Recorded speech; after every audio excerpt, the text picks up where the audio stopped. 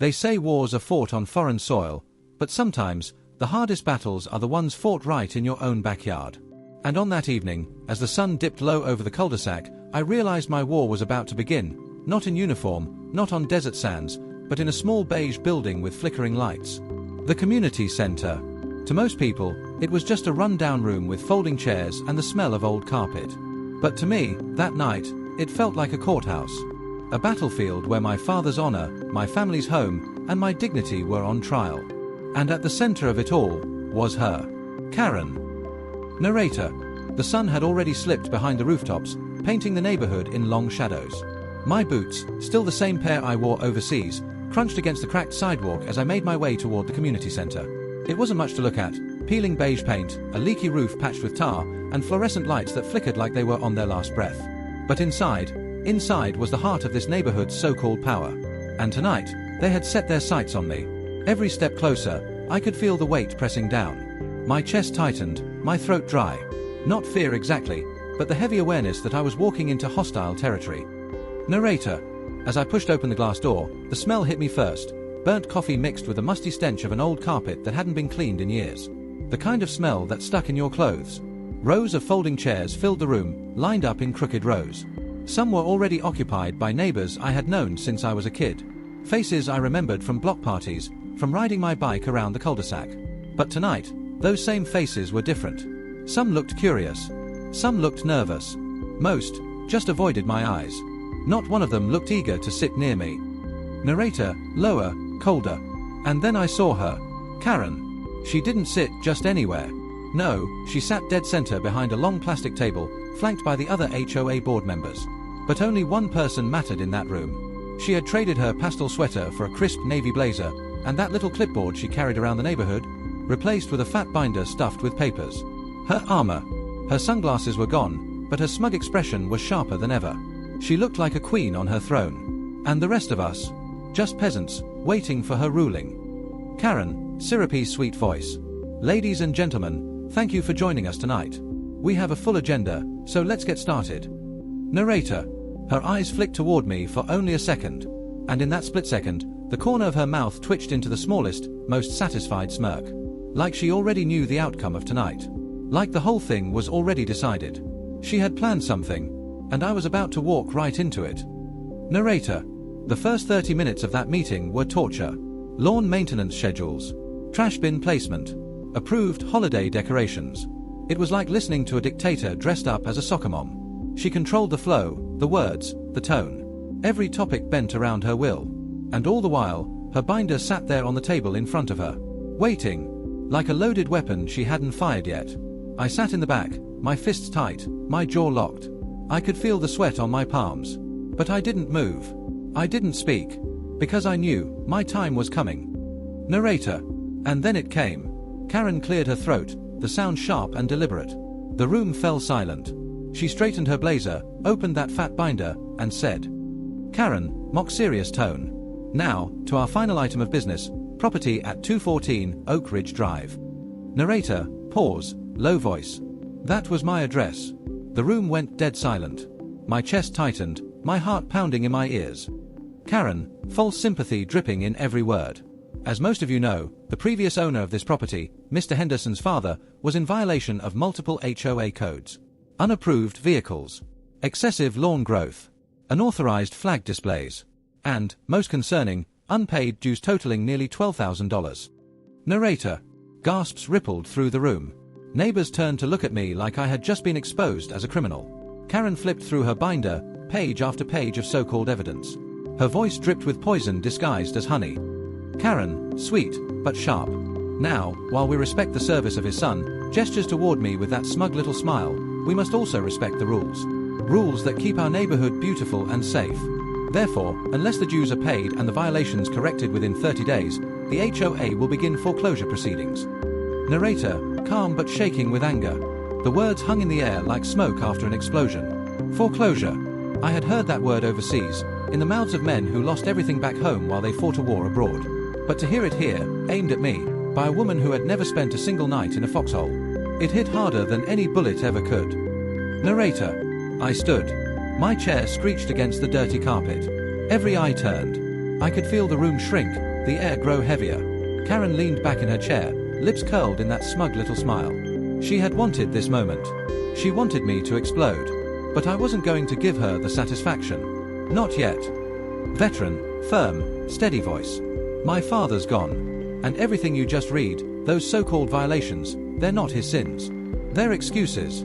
Excuses you're using to come after me. Narrator. My voice didn't tremble. Years of discipline hardened it. But my fists were clenched so tight, my knuckles were white. Karen, sweet venom. Mr. Henderson, please. Nobody here wants conflict. We're simply enforcing the rules. Your father left behind debts, and as the new owner, you inherited them. That's just how it works. Narrator, I see. No. That's how you want it to work. Karen, pretending shock. Excuse me. Narrator. I took a step forward. Chairs creaked as neighbors shifted uncomfortably. I could feel their unease, their fear of being dragged into this war. Narrator, firm, louder. My father was a veteran. He flew that flag outside because it was his right. Because men he fought beside died so he could fly it. And you, pointing at her, you dared call it a violation. Narrator. The room went silent. Even the buzzing fluorescent lights seemed to dim. Karen's smile faltered for the first time. Karen, quick recovery, dismissive. Rules are rules, Mr. Henderson. No one is above them. Not even you. Narrator, burning low voice. Funny. Rules only seem to apply when they benefit you. Narrator.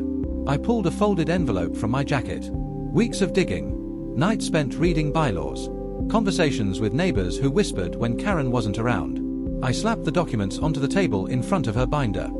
Veteran, challenging. You want to talk violations? Let's talk about your backyard pool. Built without HOA approval. Let's talk about the 3 months you skipped dues while you were out of town. Or how about the landscaping contract, awarded to your cousin's company at double the market rate? Narrator. The whispers started. Neighbors leaned into each other. Heads turned. Karen's face flushed red. Her fingers twitched on her binder, desperate to flip the script back in her favor. Karen, snapping, losing her sweet tone. That has nothing to do with tonight's agenda. Narrator, booming, military command voice. It has everything to do with tonight. Because if you're going to drag my family name through the mud, then this room deserves to know the truth about you. Narrator. For a moment, she froze. The Queen had been dragged from her throne. Her mask, cracking. Narrator. I looked around the room. Dozens of eyes staring at me. Some wide with shock. Some filled with sympathy. But not one of them spoke. Not one stood up. Fear had its claws in them. Fear of Karen. Fear of the HOA. Fear of what happens when you dare to resist. And that silence, it hurt more than her threats. Narrator, quiet, bitter. I fought overseas so people like you could live free. And now I come home to this, a war in my own neighborhood. Karen, regaining composure, venom dripping. You have 30 days, Mr. Henderson. Pay the dues. Remove the violations. Or lose the house. Those are your options. Narrator. She closed her binder with a snap, sealing the threat like a judge banging a gavel. And just like that, the meeting was adjourned. But it wasn't over. Not by a long shot. Narrator, coldly, almost a whisper. I don't back down, Karen. You've just started a war you can't win. Narrator. When Karen slammed that binder shut and declared my home a battlefield, I knew one thing. She'd made the worst mistake of her life. Because the moment she put a veteran on notice, the war had truly begun. The night after the HOA meeting, I sat on my porch under the flickering streetlight. My father's house, the one he built with his bare hands, stood behind me. My dog sat at my feet, ears perked, as if sensing my turmoil. Sleep didn't come easy. I wasn't just a son anymore. I was a soldier again. My battlefield wasn't overseas this time. It was Oak Ridge Drive. I replayed Karen's smug smile in my head, her words echoing, "This is my battlefield." No, Karen. This was my home turf now. I grabbed my father's old journal, a tattered notebook filled with his thoughts, debts, and war stories. As I flipped through the pages, I found one line he had underlined 3 times. A smart soldier knows, strength wins battles, but strategy wins wars. That was it. I didn't need to fight angry. I needed to fight smart. The next morning, I turned my kitchen table into a war room. Laptops, folders, and coffee mugs covered every inch. First mission, understand the enemy. I dove into HOA bylaws. Every fine print.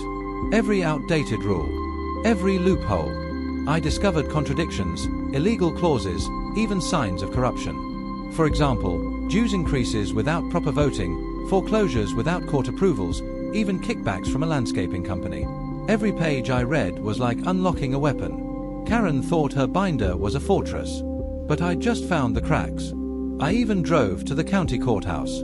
The clerk helped me pull property records. That's when I found the golden ticket. The HOA hadn't legally renewed its corporate charter 3 years ago. Which meant, legally, they weren't even operating as a recognized entity. Karen was running a ghost government. I leaned back in my chair, whispering to myself, game on. That evening, I walked the block. Some neighbors avoided me, but a few gave subtle nods, quiet support. One man, Mr. Alvarez, an older retired firefighter, waved me over. He whispered, "She's been bullying us for years. You're the first one to stand up to her. If you need signatures for anything, you'll have mine." Then came Mrs. Jenkins, a widow on a fixed income. She pulled me close and said, "Karen nearly took my house over Christmas lights last year. If you're fighting her, I'm with you." It hit me, I wasn't alone anymore. I had allies. They were quiet, scared, but ready. All they needed was someone to lead. And that someone was me. Exposing Karen. The following week, the HOA tried another intimidation move. A bright red notice taped to my door, final warning. But this time, I was ready. I pulled out my phone, hit record, and walked the neighborhood. I filmed my violations, then turned the camera to show Karen's own driveway, her dog unleashed, her trash bins left out past pickup day, even her holiday lights still strung up. Hypocrisy caught in 4K.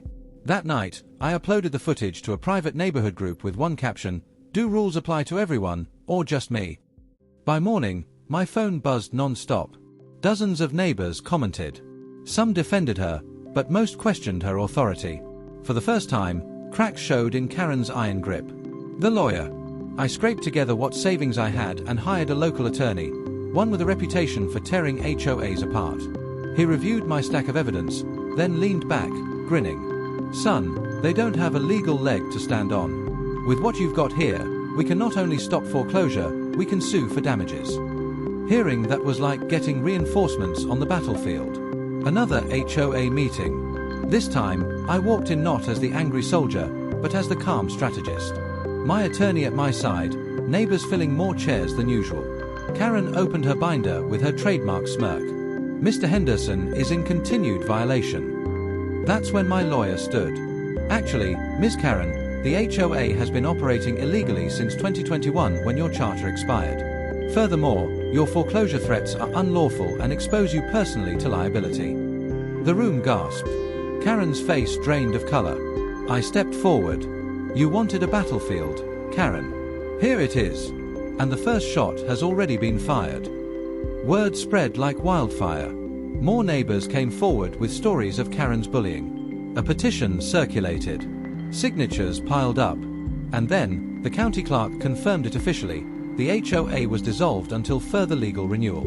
Which meant Karen's authority was nothing but smoke and mirrors. The very foundation of her power crumbled overnight. But the war wasn't just legal anymore. It was personal. Karen doubled down. Anonymous letters in my mailbox. Vandalism threats. Late-night calls. But instead of fear, I felt focus. Because now, I had the upper hand. The final neighborhood meeting was electric. Dozens showed up, more than ever before. Some stood in the back, arms crossed, waiting. I took the floor. My voice was steady. I fought for this country so people could have freedom. Not so they could be bullied in their own homes. Rules should protect communities, not destroy them. Karen wanted a war. But this isn't about me versus her anymore. This is about us taking back our neighborhood. Applause erupted. For the first time, Karen's binder didn't save her. She slammed it shut and stormed out. That night, Oak Ridge Drive felt different. The fear was gone. In its place, unity. Weeks later, the court ruled in my favor. The foreclosure was thrown out. Karen was ordered to pay legal fees. Neighbors voted to dissolve the HOA permanently. Freedom restored. But victory wasn't without scars. My yard still bore the signs of battles fought, letters nailed to my door, flags torn down, sleepless nights. Yet as I stood on my porch, raising a new American flag, I realized something. My father's house wasn't just saved. His legacy was alive. Because I didn't just win against Karen. I proved that even one man, armed with truth, grit, and strategy, can topple a tyrant. Narrator, firm, emotional tone. This was never just a fight over a house. It was a fight for respect. For community. For freedom. And when Karen tried to turn a neighborhood into her kingdom, she forgot one thing. Veterans don't quit. We fight. We endure. We win. And this war, it's over.